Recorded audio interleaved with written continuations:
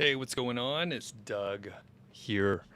We're doing the Doug Show Live today. We're going to talk about let's see, which one is this? Are niche sites a waste of time? Having a couple of technical difficulties coming out of the gates here. My Chrome is the browser that I use, and Chrome has been a little funny for the last couple of days. So hopefully this is going to work fine.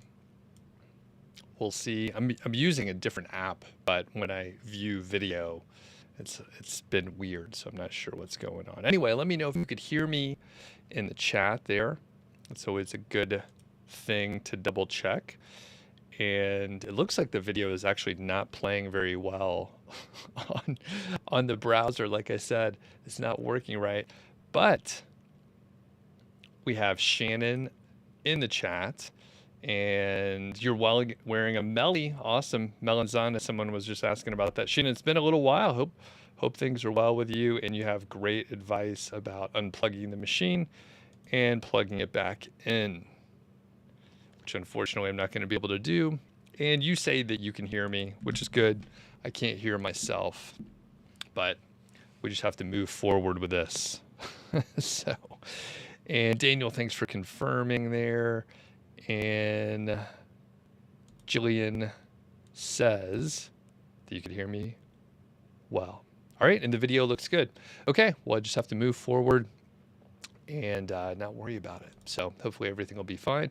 Yeah, let me know out there if you're having trouble with your own browser situation. I have no clue what's going on. It's even crashing on YouTube videos. So, okay. We'll just move forward, yell at me if it doesn't work, and I guess I could double check on my phone if I need to, but okay, cool. Well, couple quick things today. Normally we would have like a little break in the middle where I let my voice rest, and funny enough, today would be a day that I could use the voice rest, but I didn't record anything ahead of time, so we're gonna do a live promo for Otis Global. The source for premium age domains. We'll look at a specific domain and just kind of brainstorm on it a little bit. One other huge thing, I have a course. It's called Multi-Profit Site. It's open for enrollment this week only. So April 17th, which was yesterday, until the 21st. So it'll be end of day, the 21st, Friday. So it's 11:55 Mountain Time. There's a link in the description, hopefully, and you can get more details there. There is a bonus available. There's a couple bonuses, but one of them, it has a deadline today at 3 p.m. So you have about 5 hours from now, something like that. And there's some details around it, but a 30-minute site audit valued at $247, and that is for the basic, advanced, and premium package, but you have to enroll by this afternoon.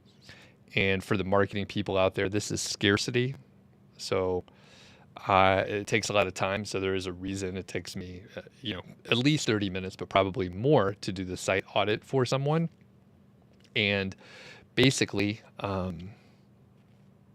since there's a deadline, it'll encourage you to make a decision, because I'm telling you, you have to make a decision by 3 or you don't get this bonus. So it's listed on the page, which you can check out in a little bit here, or you can check it out right now. So there's another bonus, and this is only for advanced or premium level packages, but you get my productivity masterclass. So, and Jack tells me that video and audio are both good where he is at. So apparently it is just my browser. I don't know what's going on with it. So we'll just move on. Today we will talk about the opportunity. We'll call it an opportunity. Basically, are niche sites worth it right now?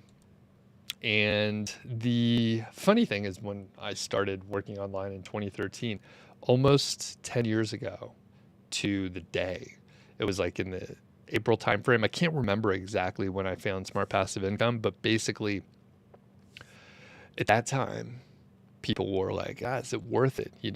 Everything shifted.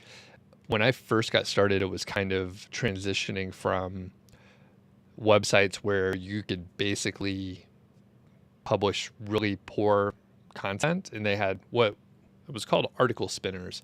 but you could imagine it if you are unfamiliar that it was like the first generation of Jasper, or even like 1 year ago, what Jasper was putting out. So now AI is a little bit different. ChatGPT really got my attention. And I know probably in our little world, we have a small audience today. We're doing this at a different time than normal, but we have about 11 people here. So pretty small audience today. But you're watching me. You're probably on my email list. You probably watch other YouTube videos or listen to podcasts, and you've been hearing a ton about ChatGPT. And this is kind of the broad idea here, getting to the punchline really fast, and hopefully I won't be repetitive, but we'll hop in and we'll look at some other stuff too. But basically AI and ChatGPT and these things are getting a ton of attention. They're getting a ton of attention from marketers. There's a bunch of people that are kind of trying to capitalize with new apps, there's all these new content apps that are out there, AI driven, and they want me to review their product, but it's really like just more and more of the same. And I honestly I'm not super interested in testing a bunch of tools and then trying to figure out how to rank them. Someone is interested in doing that. It's just not me. And a lot of the tools are kind of crappy. So I am overloaded, just like you all are probably a little tired of hearing about ChatGPT, this and that. So if I'm going to publish more videos on ChatGPT and Bard and other AI tools, but only when it's interesting and I'm like, oh, this is something new that I could bring to the table, or something that I can put my own spin on, something like that. And when you step outside of our little bubble that we're in, people are not, they've heard of ChatGPT and they know it's out there, but even like technical folks, even people that are, actually I was just hiking with a couple software developers last weekend, and they were aware of ChatGPT and they played with it for maybe like 10 minutes, did a couple things, and it was like, who really cares? So most people, even high-tech people, are not in a position where they're using it a lot. Maybe they've found it not that useful, and they're like, whatever. Maybe someday it'll be useful for me, but not right now. And I think a lot of people in the niche site world, especially if you're caught up in your own little counterculture, you don't realize how much people don't give a shit, and people are not actually even using ChatGPT, and they're definitely not using ChatGPT to get product recommendations for stuff. If they are, I think they will quickly find that the information is out of date. If they're the kind of person who does a deep dive in research, and I'll give an example in a few minutes about that. And actually, maybe we can use it. So the thing that I'll point out, because I think a lot of people feel like AI and ChatGPT is just going to take over, and niche websites, authority websites are not going to be relevant anymore. And I disagree, at least in the short term. I don't know in 2 years from now, but I would say at least probably the next year to 18 months, I don't see like a huge change. And we'll go through an example, which I did not test, but we recently got a humidifier. It's pretty dry in the Front Range area of Colorado here, Boulder County. Pretty dry like it is out west. And we got a humidifier. So maybe that's something we could look at. We can like Google some stuff. We can look at some websites, and then we can try to get some information from ChatGPT and Bard to see what they recommend for humidifiers. So sure, you can get information from these tools. Sometimes it's pretty good, but if you're trying to get information that you can really count on, you don't know if the tools are making it up or not, number one. And then if you're looking for a product review situation and there are new products on the market, there's a good chance you're not going to get the most up-to-date information. There's a very good chance you're going to get information from the last time there was a data update. So let's hop back. David's on. It's been a while, David. I think this time of day fits the schedule for some different audience folks, which is cool. And Harindra, what's up? Appreciate it. Okay, so Ricky has a good question here, and feel free to ask questions. I will play with some of the tools in a second, but this will be kind of an open conversation today. So Ricky says, what's the difference between an authority site and a niche site? Which one is better?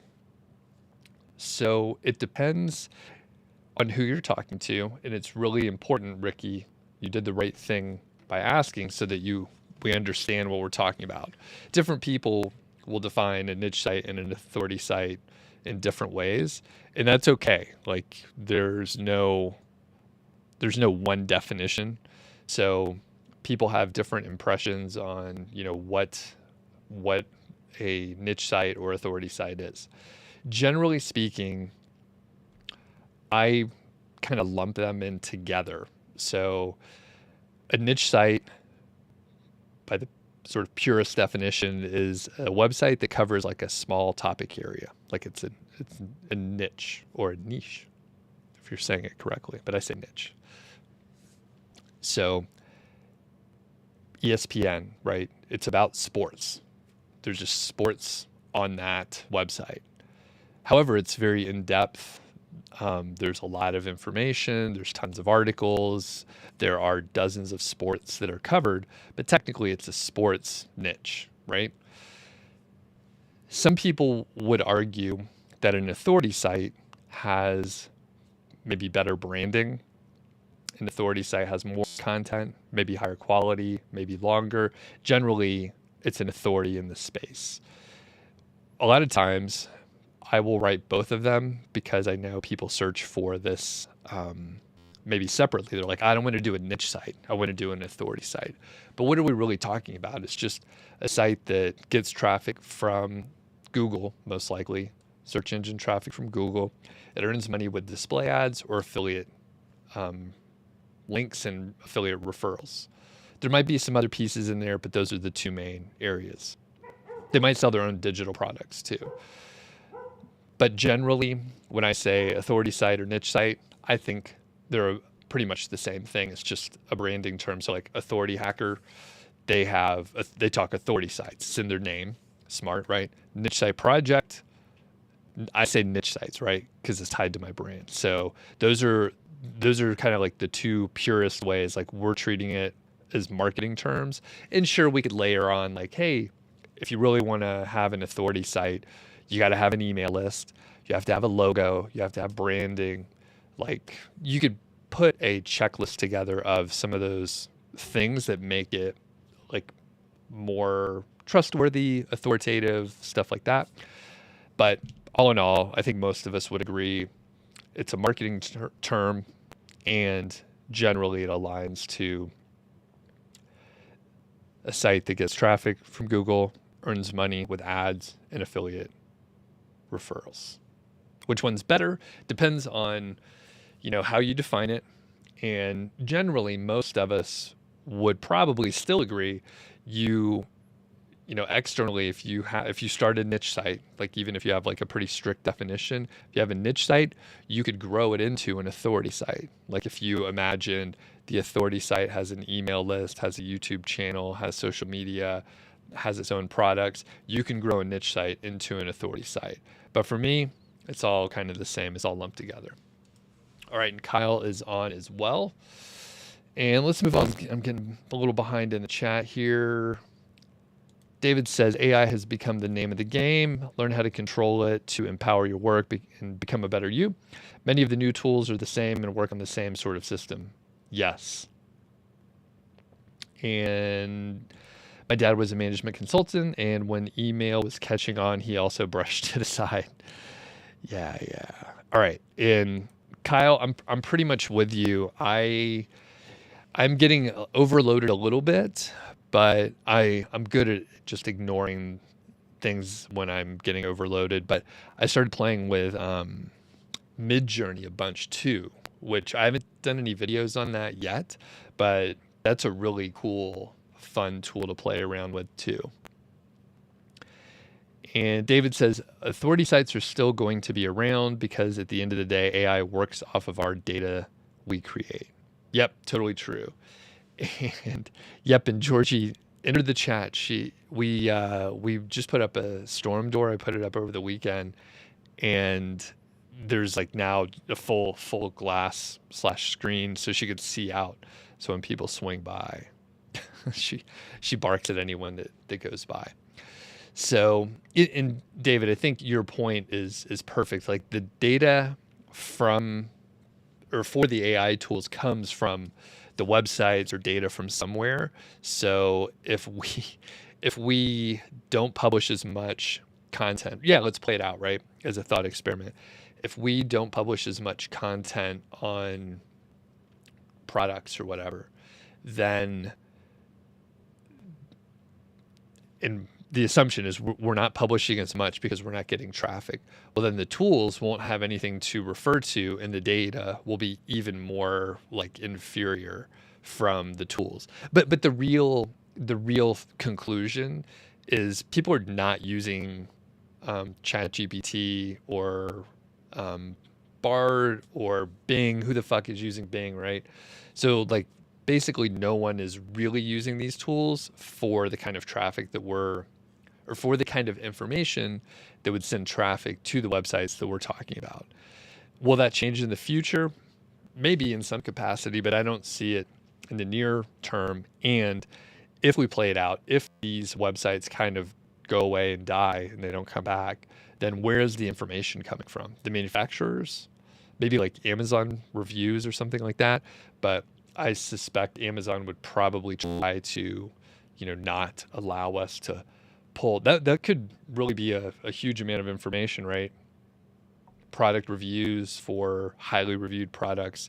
If you scrape all that information from Amazon and then rephrase it, you probably have some interesting information. But then you also end up with the really weird reviews out there too. So let me see here. Let me make sure. Let me share my screen here. And fingers crossed, like I said, my browser's having some issues. I always try to update everything, but I don't know, something's going on. All right, I'm gonna pop over, and that is too much of the screen. Okay, cool. So if you do want to check out the course, it is here. You can get more information open for this week. All right, so first let's pop over to ChatGPT and just hear what they think. So are niche authority sites worth it in 2023? So I won't read the whole thing, but I'll read a lot of it. In 2023, niche authority sites can still be worth it for several reasons. While there are challenges in building and maintaining a successful niche authority site, the potential benefits make them a viable option for online entrepreneurs. Here's some factors. So I'll summarize this. So evergreen content, expertise and trust, ad revenue and affiliate marketing opportunities, lower competition, personal satisfaction. Okay, so this is nice, but let's ask about the cons.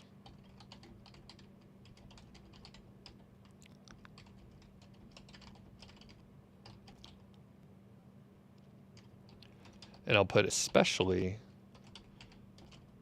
with AI like ChatGPT.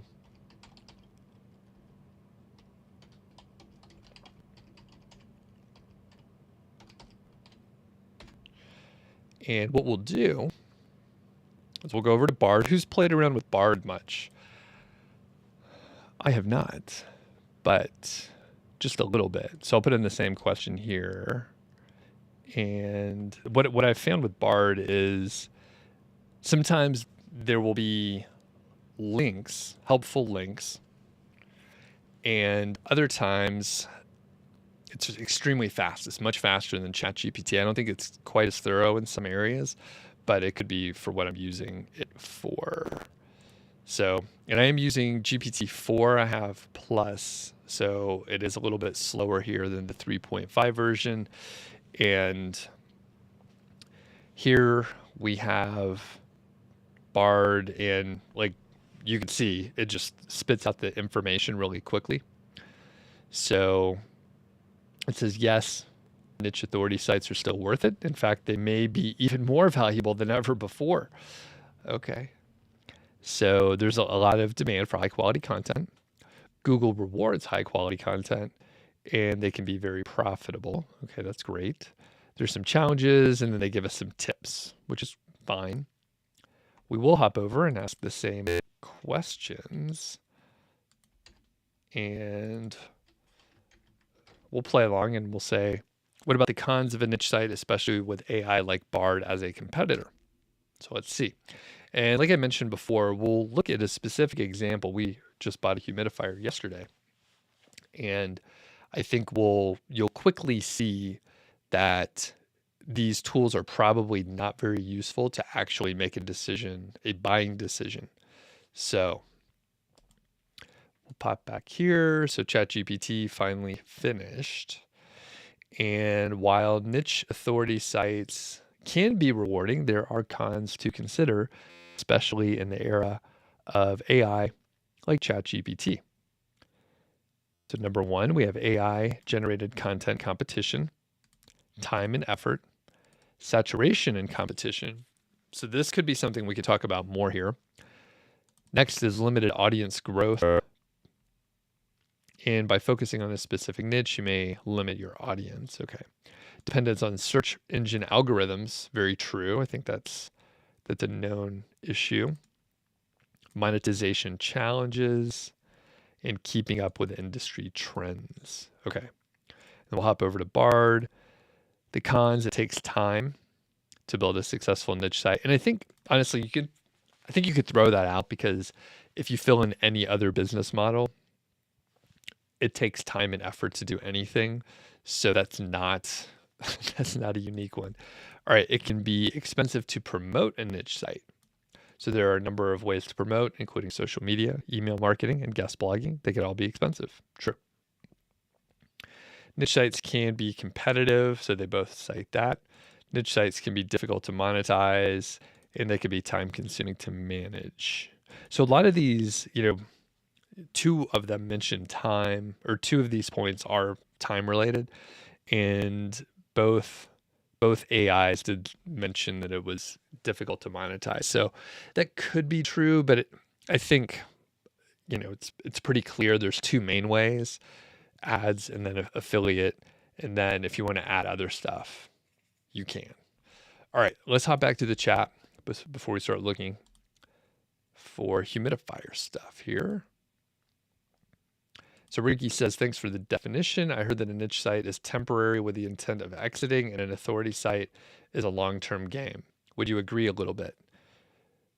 No, I don't agree. I mean, I think it's fine if someone says that and they're operating under that definition. I want to be clear that I'm not telling anyone that my definition is correct, but a niche site being temporary with the intent of exiting and an authority site is long-term, that's just arbitrary. A person may have said that and that's how they're operating, but let's say,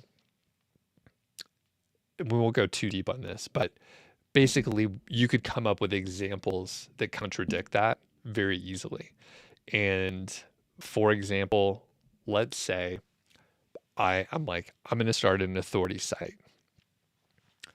Let's say it's on AI products and chat GPT and prompt engineering, right?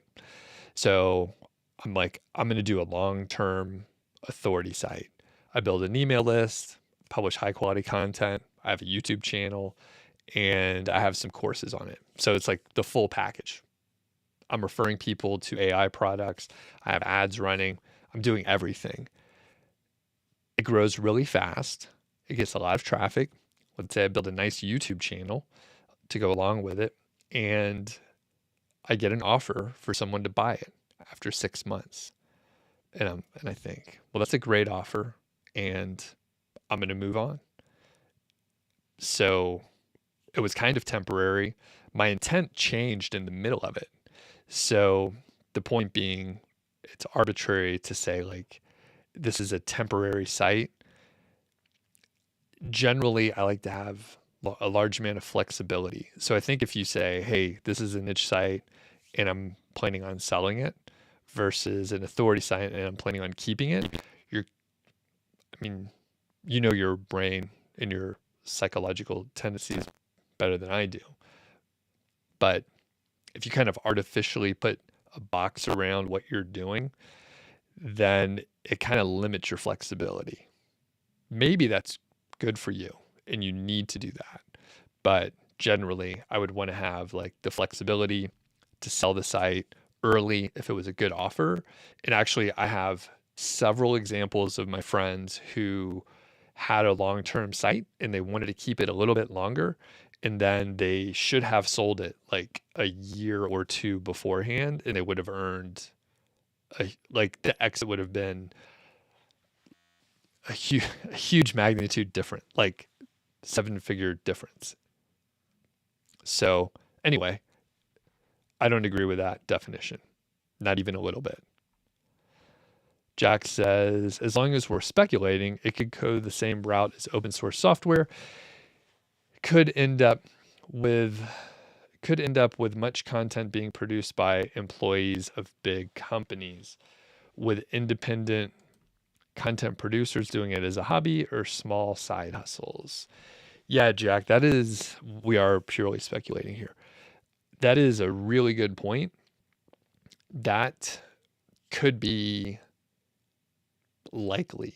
So the bigger companies, for example, like use the tools, but maybe instead of being totally lazy, maybe these are right. Like, unfortunately, this could be the way it goes for writers in that specific area. But like, instead of writing the content, they are doing research, which they probably had to do anyway, but they're doing research and then they feed the AI all the research and they get a draft or two and then they edit it. And for the writers, like the real writers out there, there's a good chance like they know that's where they spend most of their time anyway. Like writing is really editing and re-editing again and again. And to your point, I mean, independent content producers, for sure. I mean, like people will still have, people will still be on YouTube and producing stuff because there's extra, right? There's some personality behind it. And the fact that we could do like podcast or email list or anything where it's not specifically on a platform, then, and you control the access. Sure, it's hard to build an audience without the full marketplace being there, but it's possible. So before we do the example, let's go over and hear from our sponsor, Otis Global, and we'll pop over here. So Otis Global, they have premium age domains. And it says here they're the top choice for SEO experts and entrepreneurs looking to build a niche business, launch a new brand, or maximize their SEO results. You could join free, by the way.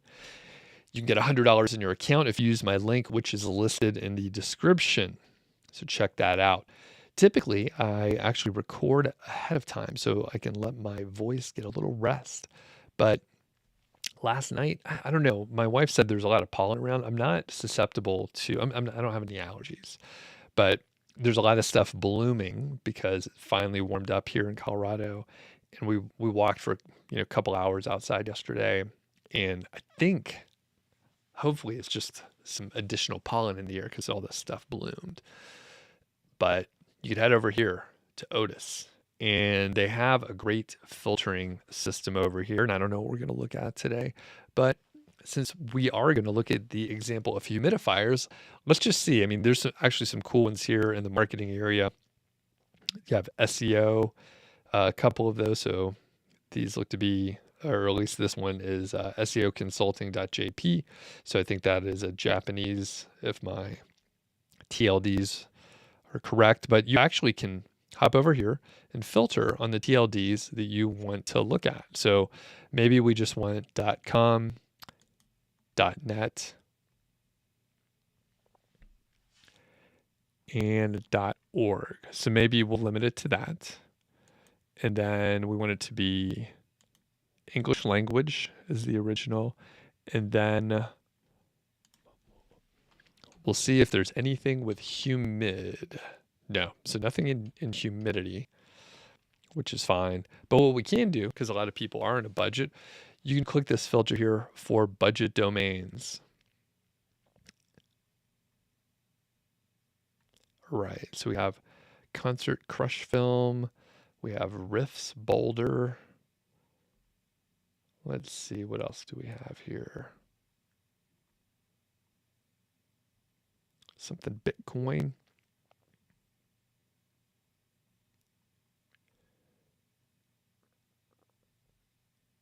Creative. Okay, so there's 100 with these filters, but let's go to the Riffs Boulder.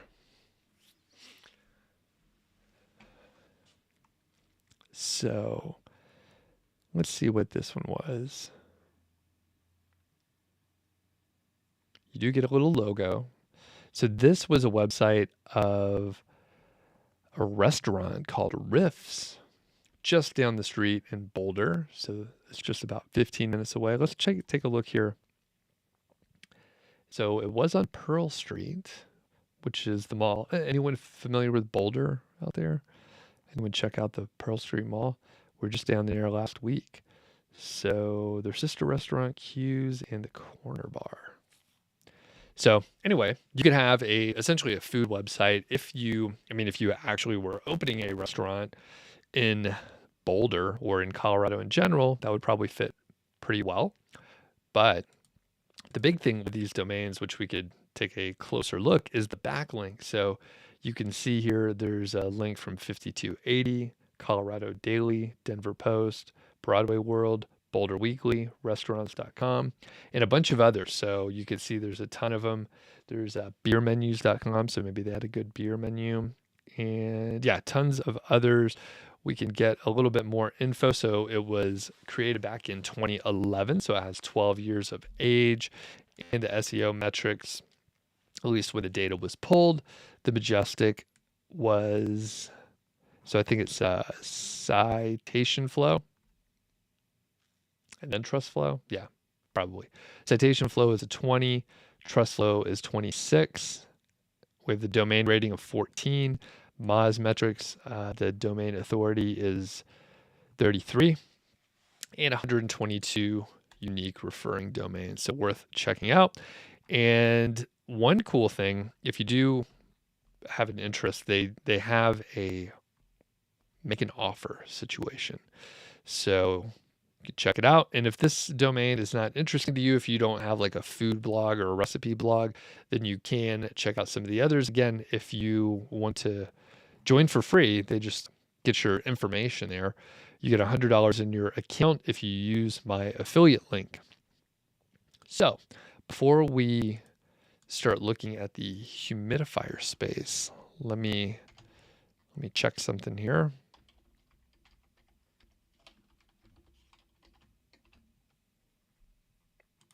Okay, so what we're gonna do is kind of like look, and I think probably the people that are watching this, like from the conversations before, you probably see that the AI tools and the chat tools are very interesting, but they're probably not great to help you make a buying decision.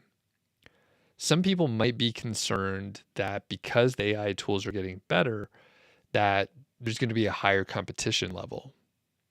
People are able to do better research, they're able to publish more content, and maybe there's going to be more competition, and the niche site market will be saturated. There will be fewer websites or niches that you can get involved in that don't already have a lot of competitors.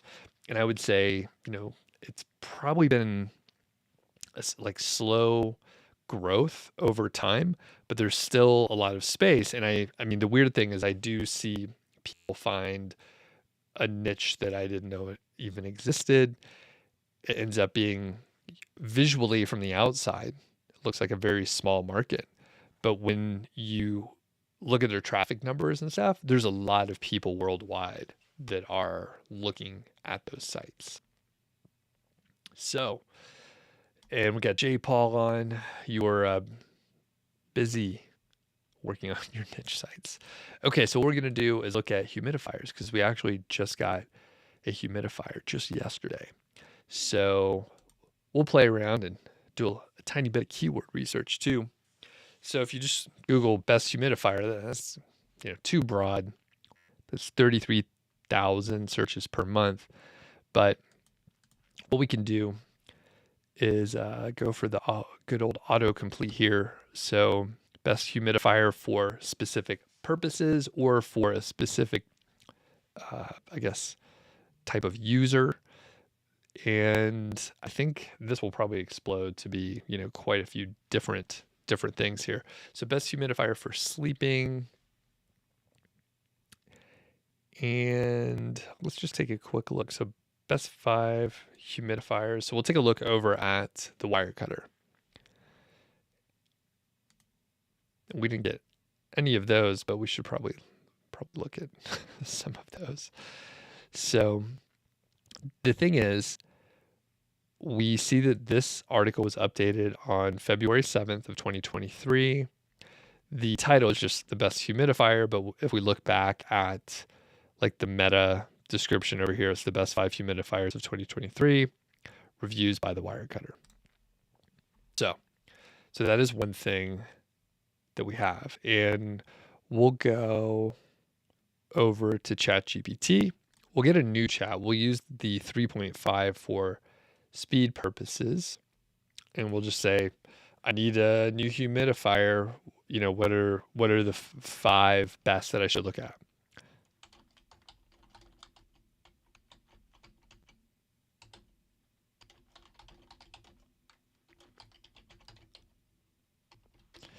And you can see how much faster if you've been around the whole time.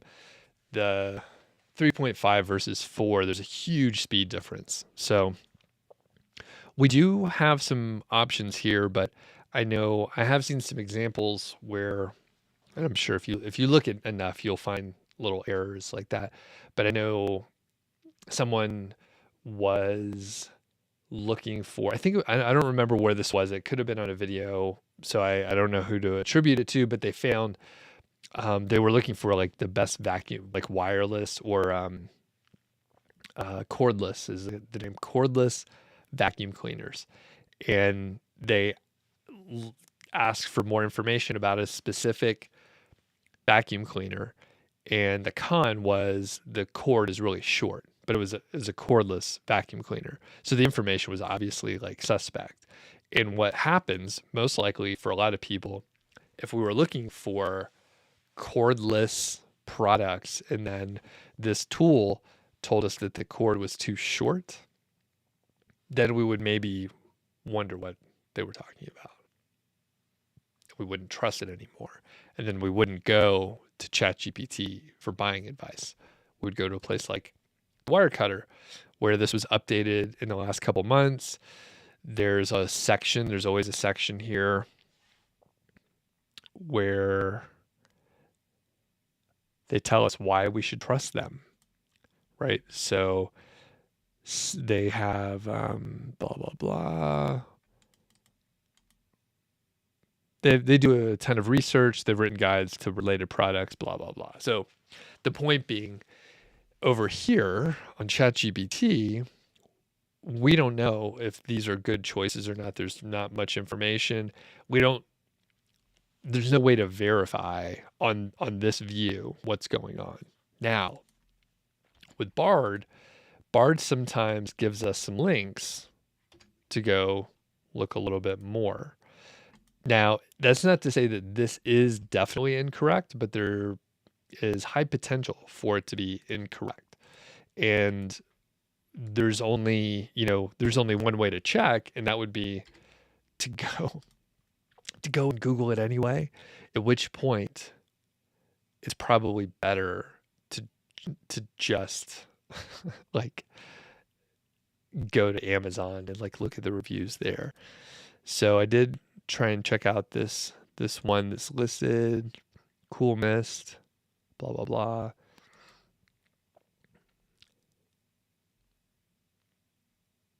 And like I mentioned, once you start doing the research, that's when you figure out if this is accurate or not.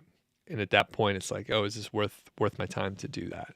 So all of a sudden, if you try to verify it, you end up on the website here, which I would probably just look over here. Let's see what Bard said. So 5 options for humidifiers. We have a couple of this brand, the Levoit. We have Pure Enrichment. We have Dyson. We have Air Innovations. So there's no links here. One other cool thing with Bard, by the way, if you haven't played with it, it usually does multiple drafts. So this gave us, sort of a different format. And I think it's the same products, though. Yes. And so I believe all the same products, but at least, well, it's just a different format. I think a lot of the copy is the same too. So, however, I have seen Bard give you vastly different options if you were asking it to write something for you. So, if we pop back over here, let's look for best humidifier for, we'll do for skin, all right? So this is one where we may end up with an even sort of strange, or so, like stranger results overall. So I'll say, what about the best, or how about the 5 best humidifiers for skin?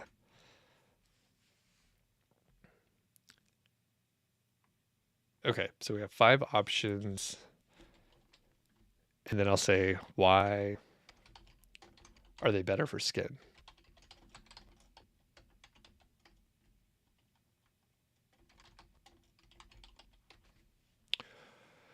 All right, and Sal says, do I think Bard will replace Google search?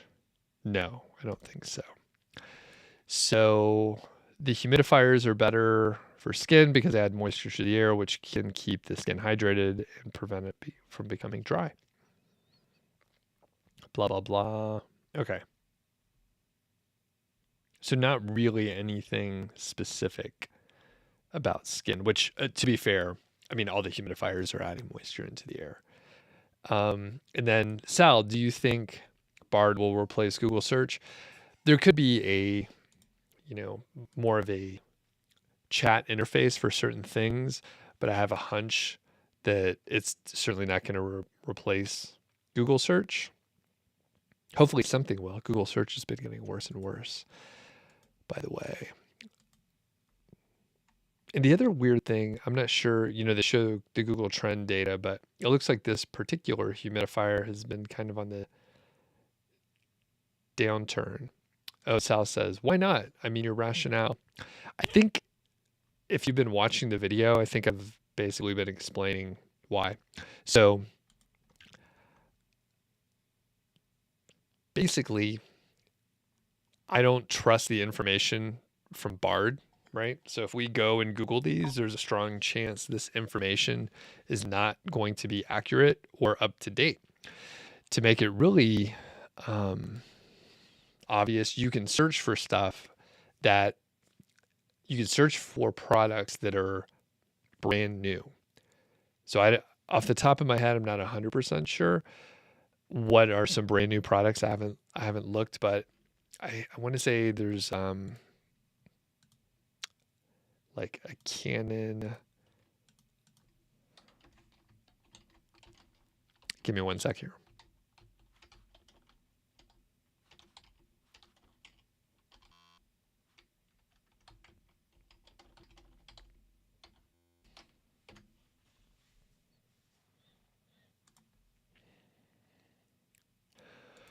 So the main reason is the data is going to it's going to be out of date unless there's a interface to search, and in which case we would basically use Bard as a search engine. And you're like, I don't think the chat interface is ideal for trying to get information from independent sources.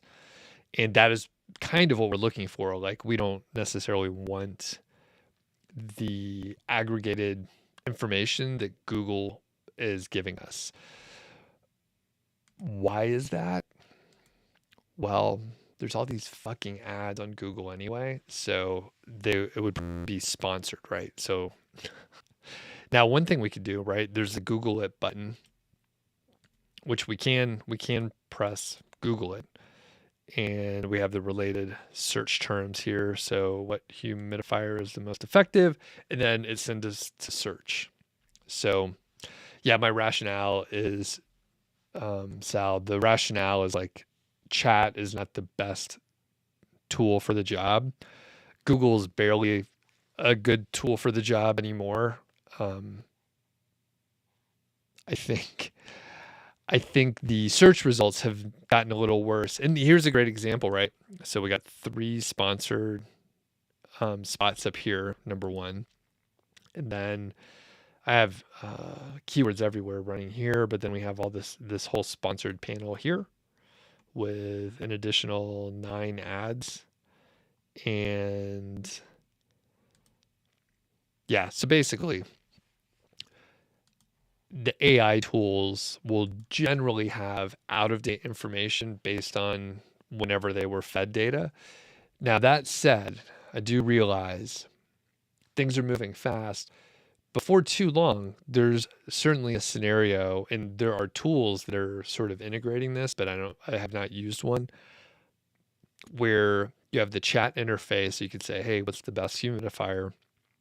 And then there's an API call or some sort of search call, so that there are links. So I think Bing does this, right? So Bing with ChatGPT, you can ask a question, you actually get references, and then you could follow the link to that website, which seems more trustworthy.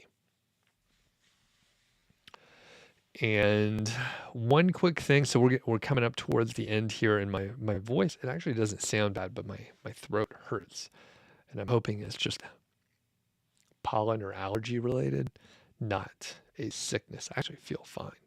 So before we finish up and answer a couple more questions here, I do have my course, multi-profit site, open for enrollment. It's just open until Friday. There's a payment plan if you want to pay monthly. It's a 12 months, or you could pay all up front, which is actually cheaper for you. I think you save around 15%. And then for me, it's better because there's not payments coming in over time. And from the psychological perspective, when you make the investment, you pay the money, then you're more likely to follow through. That's one reason, some people were like, why don't you just give everything away for free? There's a lot of stuff on YouTube. There's a lot of videos. I don't even know how many videos I have out there if somebody wants to take a look. I think it's probably over 1,500 now. But there's a lot of stuff out there. But if you get it for free, you usually don't put much of a value on it. So you can check out the details over here. There's a lot of various success stories like Christy, Arielle, and we have, I don't think Denise is on here yet, but I have a new update coming from Denise pretty soon here. Actually, I think tomorrow is when I have it on my schedule. But you can check out more information here, and it's open until Friday. So let's hop back over. And Sal says, what do I think about book reviews or summaries as a niche site? So I've seen some bad implementations of this, and I'll give you a blueprint that won't work, and I'll give you one that will work. So the ones that I see that don't work that well usually rely on ad revenue and referring people over to purchase the book. The issue with that is the ad revenue will be relatively low, most likely. And then even if you sell quite a few books each month, the commission rate and the cost of the books are low. So you're not going to earn that much. You're not going to earn as much as you hope. And that's the way that won't work. Maybe you get some traffic. There's a lot of books out there. You could probably connect with the authors too. Authors want to sell their book, and if you make it easier for them, they'll probably like do a written interview or whatever you want to do. Like they're probably down. And then you have another model that will probably work better. And this would be creating an email list. Now it depends on what genre of books you're focusing on, but if it's book reviews and summaries, that makes me think that it's a nonfiction space. Most people don't want to read a summary of a fiction book because then it'll just like ruin it for them. Maybe they do, but generally not.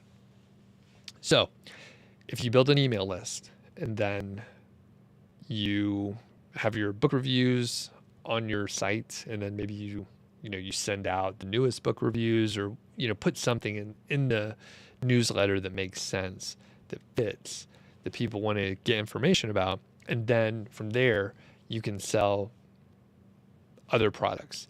Depending on what it is, it could be physical products. So let's say you're focusing on books that are about home brewing, right? Home brewing beer. So you're giving reviews and information about home brewing beer, and then you can refer people over to e-commerce sites that sell products that those in the audience would read and use, or they would use the products. And you know that because they're reading books about home brewing. If it's, productivity related, so let's say you're doing a bunch of nonfiction books about business, productivity, entrepreneurship, you could sell digital products, right? There's a ton of them out there. You could just be an affiliate and refer people over, or you can create your own. Then you get your huge margin, and it's a lot more work, but you make a lot more money by selling your own products than other people's. All right. So if you're reading the books anyway, if you're taking the notes anyway, it's a fine one to start. But I think for that one, you definitely have to focus on digital products, email list, maybe YouTube channel, right? Like you can spread across different platforms, not all at once now. Do it step by step. You can spread out among different platforms. All right.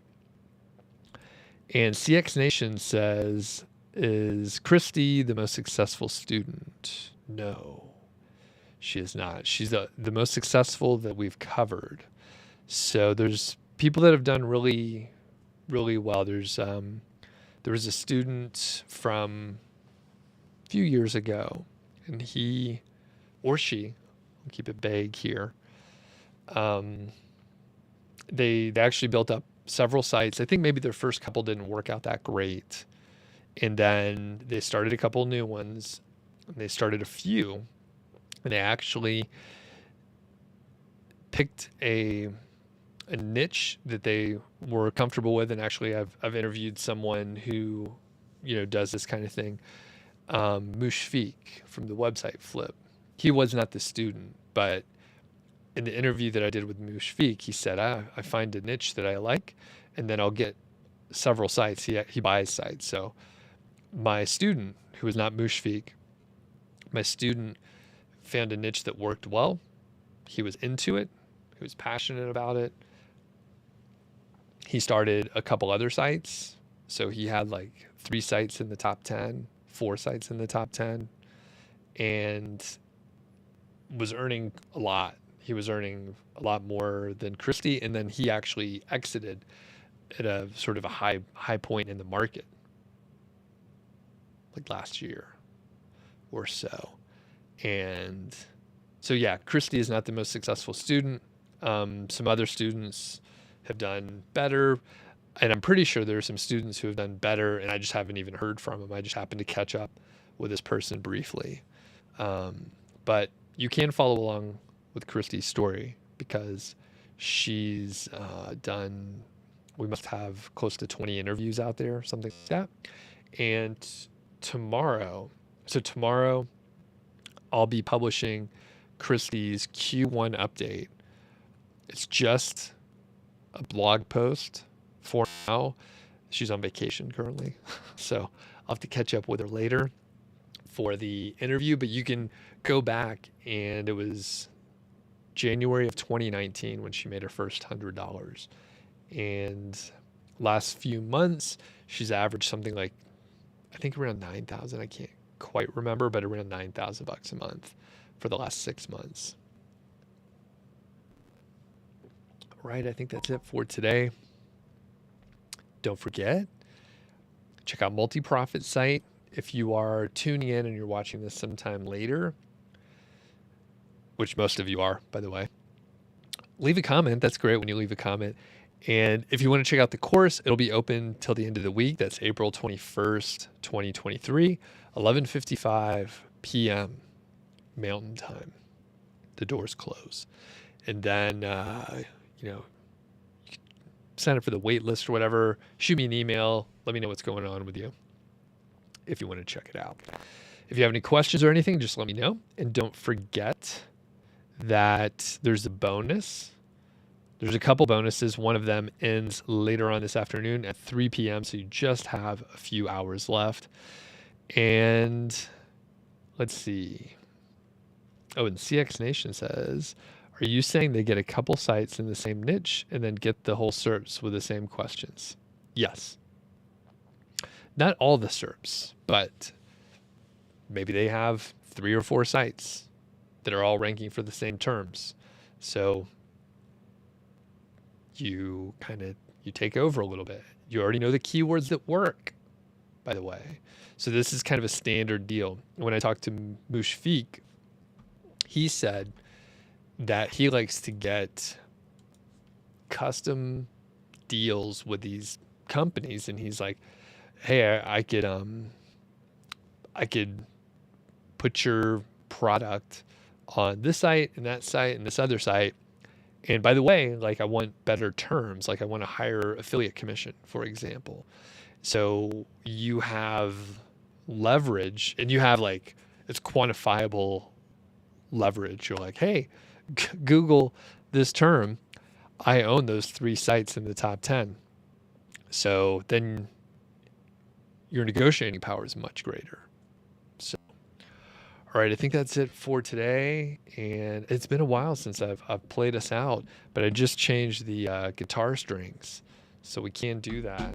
I think should I lower the, yeah, I think I need to lower just to lower it a little bit.